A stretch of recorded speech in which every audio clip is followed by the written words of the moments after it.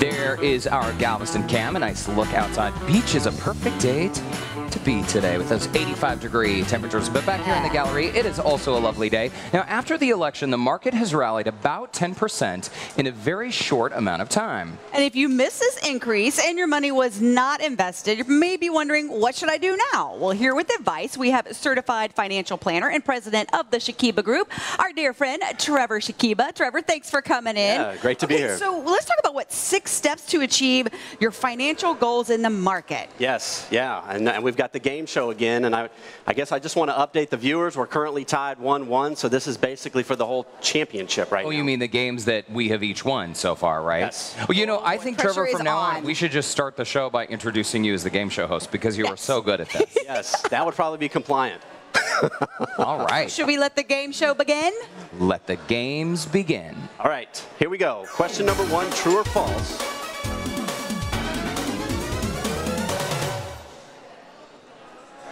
Question number 1, true or false? If you miss the market rally, you should wait until a correction to invest. Derek, that is correct. 100 points. Don't wait.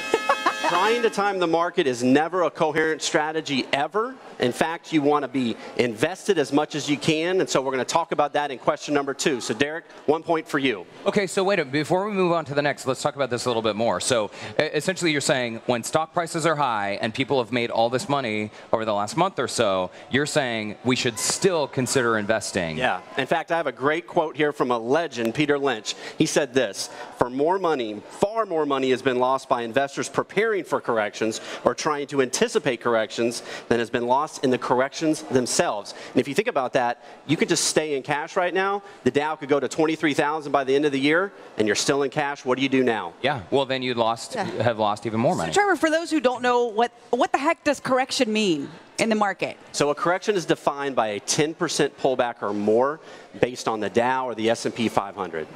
In other words, it's still a foreign language to me. Well, and since nobody has a crystal ball, or should I say a crystal ball that actually works, as you said, you can never second-guess the market. Right, right. All right. Okay, here we go. Question number 2, true or false?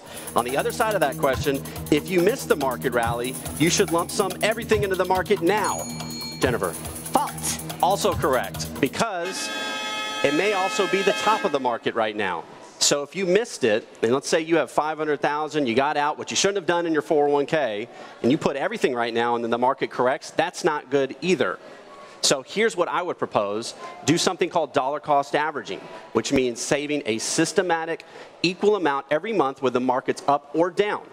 So for example, maybe you put in half of the 401k initially and then save in that equal amount each month, which would spread your risk out over time. So how do you determine I know you just mentioned it's about half of what you would invest in the 401k. How do you determine that amount? I think it has to do with your risk tolerance and then what you're actually trying to achieve, perhaps your time frame. If you're 3 years away from retirement, you may not want to put in that much. But if you're 20 or 30, then I'd probably put even more than 50% in. So then what do you do with that other lump sum of money? Then you put it into the savings, and then that's what you kind of exactly pull out month by month? So maybe you do $5,000 a month moving forward, and then if the market goes down, your dollar cost averaging down. If it goes up, you're buying less shares at a higher value. So you got some cash on hand, too. There you go. All right. Onesies. All right. Question number 3. I think this one's a little bit easier. True or false? Dividends account for more than 1/4 of an investor's total return. Derek. True. That is true. A lot of people don't know this, and my point here is if you're not invested, you're not getting dividends. So dividends actually account for 1/3 of your overall total return. A lot of people don't know that. It's important.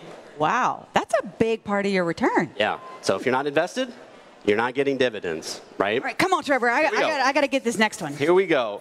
I think this is the easiest one. True or false? The market goes up more than it goes down. Jennifer. False. It's actually true. What?